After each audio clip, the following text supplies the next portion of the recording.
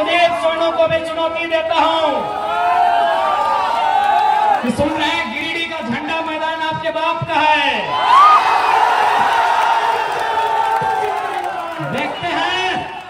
देखते हैं सोनू जी, वो फिर झंडा मैदान कब तक आपके बाप का रहता है। बड़ा दुर्भाग्य, एक लोकतांत्रिक देश में हम लोग 2 साल से झंडा मैदान में सभा करने की बात कर रहे हैं।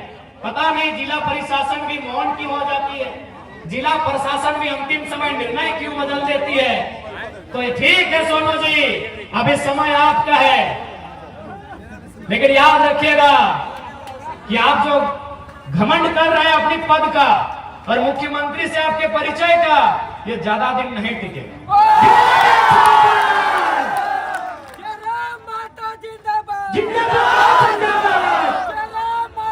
और याद रखिएगा, इस बार गिरिडीह की जनता आपसे हिसाब लेगी।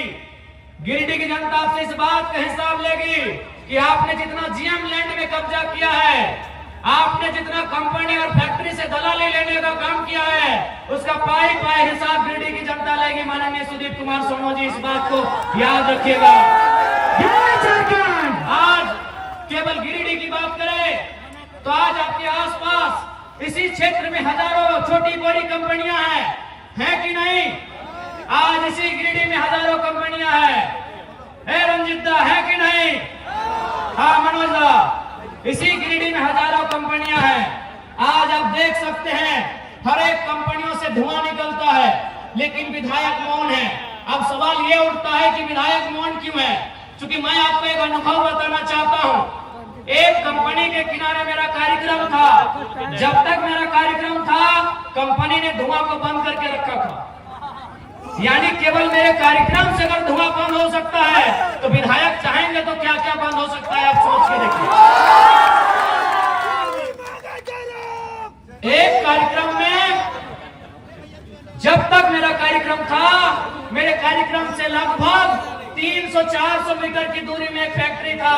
उस फैक्ट्री में धुआं उड़ता है, लेकिन जब तक कार्यक्रम था वह धुआं बंद था। क्यों बंद था? न कंपनी के ओनर ने कहा था कि जब तक टाइगर जराम महतो मीटिंग करके चले ना जाए, धुआं मत खोलना। आप सोच सकते हैं, एक लड़का जो न विधायक है न सांसद है, अगर उससे इतना खौफ बन सकता है तो जो लोग संवैधानिक पदों में हैं उनसे कितना खौफ बनेगा, आप अंदाजा लगा लीजिए। अब सवाल है, क्यों नहीं चाहते हैं? ये क्यों नहीं चाहते हैं? नहीं, ये इसलिए नहीं चाहते हैं क्योंकि इन्हें वो कंपनियां चंदा देती है। ऐसा नहीं है कि जरा महतो को उन्होंने चंदा का प्रलोभन नहीं दिया। कभी उन्होंने स्कॉर्पियो तो कभी फॉर्च्यूनर जैसी गाड़ियों का ऑफर रखा है, लेकिन हमने एक ही लाइन कहा है कि मैं उस मिट्टी से आता हूं जिस मिट्टी में शहीद निर्मल महतो ने बलिदान देकर झारखंड राज लिया था। आप ये सौदेबाजी उनसे कीजिएगा जो लोग बिकना जानते हैं।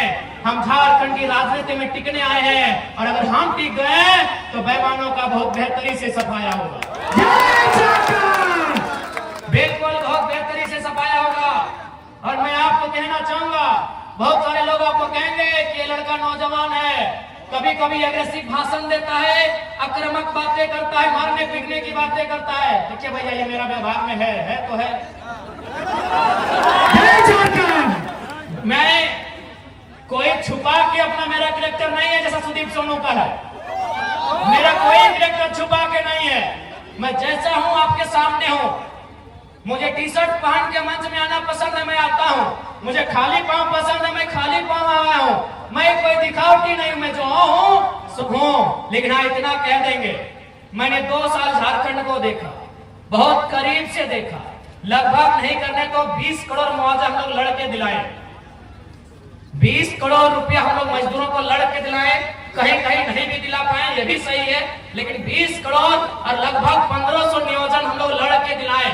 उस लड़ने के क्रम में झारखंड को मैंने बड़े करीब से देखा कि झारखंड में नियम से बात करने से ये राज नहीं चलेगा। इस देश में गांधी का भी आदर है, इस देश में भगत सिंह का भी आदर है, और मुझे लगता है झारखंड में भगत सिंह का चरित्र होना चाहिए। मैं आपको एक ताजा घटना बता रहा हूं।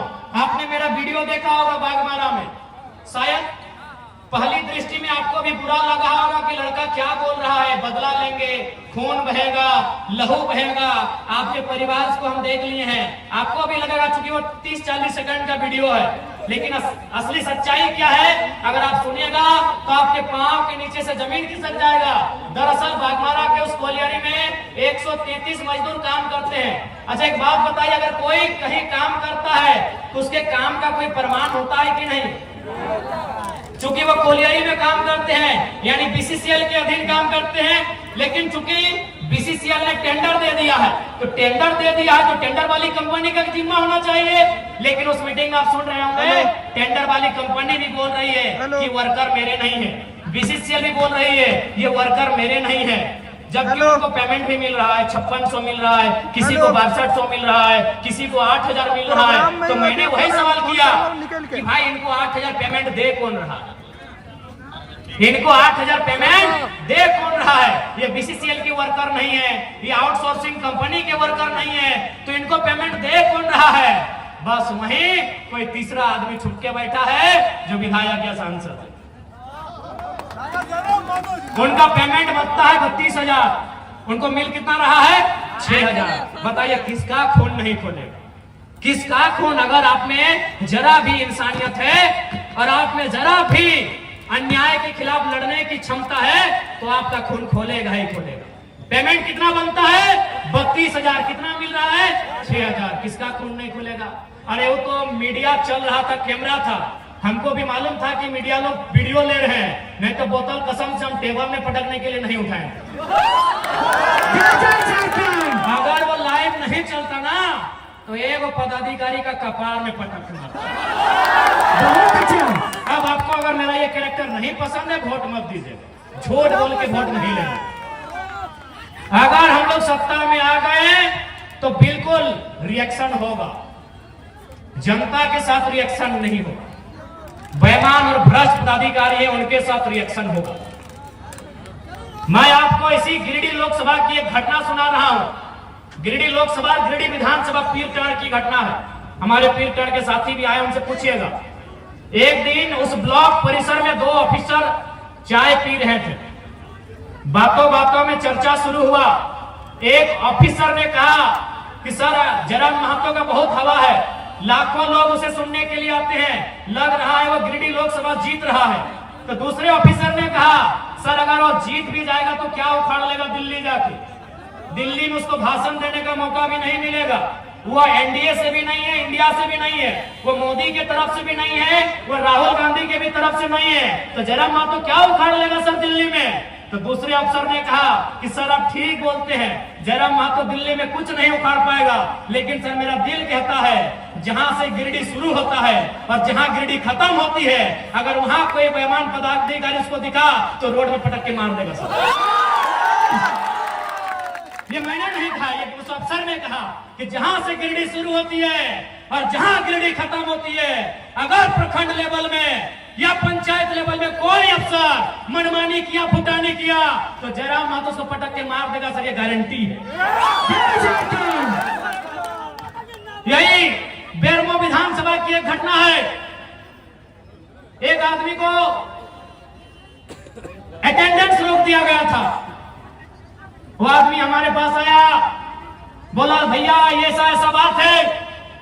हमने कहा कि अधिकारी को फोन लगाइए, तो बोला नहीं एसपीओ की पीओ था, बोले लगाइए फोन। तो हमने फोन लगाया, उनको परिचय दिए कि सर हम जयराम कुमार महतो बोल रहे हैं, इनका अटेंडेंस बंद कर दिया गया है, गरीब आदमी है, नौकरी में रख लिया जाए। उधर से अधिकारी की आवाज आती है कि कौन जयराम महतो? हम तो नहीं पहचान पाए। हम इतने बोले कि आप विधायक और सांसद का खाली आवाज पहचानते हैं ना, अच्छी बात है, तो हम आज आपको फोन नहीं करेंगे, फोन काट रहे हैं। अब आपसे हम 2 महीना के बाद मिलेंगे, लेकिन दुआ कीजिएगा कि हम चुनाव ना जीते। अगर चुनाव जीत गए ना और रोड में जहां दिखेंगे पटक के दामोदर नदी में गाड़ देंगे। विश्वास कीजिए 10 सेकंड के बाद उस अधिकारी ने कहा कि जयराम बाबू बोलिए क्या काम है। 10 सेकंड में उस अधिकारी ने कहा कि जयराम बाबू बोलिए क्या काम है। हमने कहा काम हो गया है, रख लीजिएगा इसको। 10 सेकंड में। ये कोई बड़ाई नहीं कर रहे हैं, शेख साहिद हमारे उपाध्यक्ष है, वो उसको लेके आए कि पूछ लीजिएगा कौन है, हम अपनी बड़ाई नहीं कर रहे। शेख साहिद यही मंच में शायद बैठे हैं, उनसे पूछिएगा वो आदमी कौन है जिसको नौकरी से निकाल दिया गया था। और हमने बस इतना ही कहा था कि अगर आपको विधायक सांसद का ही पैरवी पसंद है तो 2 महीना के बाद हम आपसे बात करेंगे, यदि जीत गए तो हम बात नहीं करेंगे, दामोदर नदी में पटक के गाड़ देंगे। इसका मतलब क्या है समझे कि नॉन मैट्रिक मंत्री बनाइएगा तो क्या होगा, चोर गुंडा लोग को विधायक बनाएगा तो क्या होगा। अफसर सही पूरी तरह हावी है, मैनेजमेंट पदाधिकारी मजदूर के ऊपर चढ़ के बात करते हैं। इसलिए झारखंड को मीठी मीठी बात करने वाला लीडर नहीं चाहिए। यदि आपको लगता है मीठी मीठी बातों से झारखंड का काम हो जाएगा तो हमें मत चुनिएगा, हमें मीठा मीठा बात करने नहीं आता है। हमें मीठा मीठा बात कल्पना भाभी की तरह मीठा मीठा बात करने नहीं आता।